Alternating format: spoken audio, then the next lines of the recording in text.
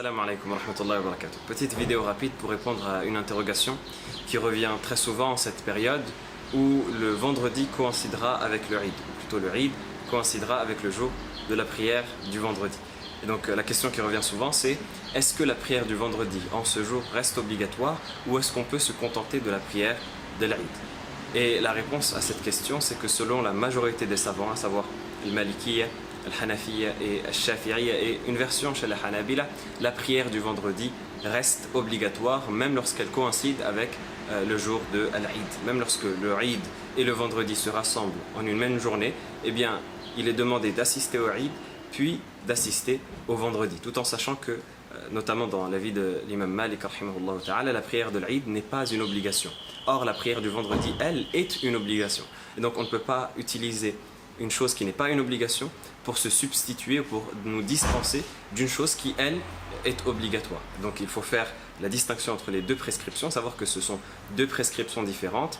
La prière de l'Eid qui est demandée, qui est fortement recommandée, qui est une sunnah, et la prière du Jumu'ah qui est obligatoire pour ceux qui sont concernés bien sûr par l'obligation.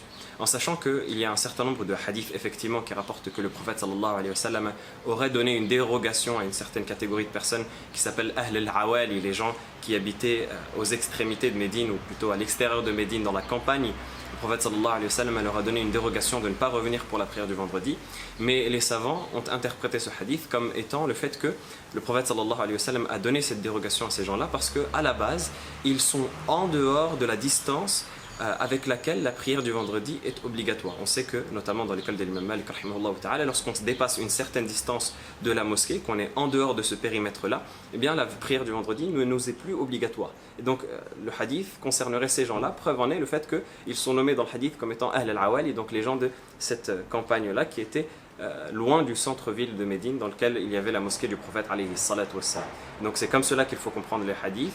Il ne faut pas comprendre cela comme étant une dérogation qui pourrait nous permettre à nous de ne pas prier la prière du vendredi en ce jour-là, et encore moins, ça c'est un avis qui est extrêmement marginal et qui est faible et qui a été rejeté par la quasi-totalité des savants, encore moins que la prière du Eid pourrait nous défaire de prier salat al-dhuhr de manière générale. Il y a certaines personnes qui prient salat al-Eid et qui ne prient ni le Jumu'ah ni salat al-dhuhr, ça c'est une grave erreur.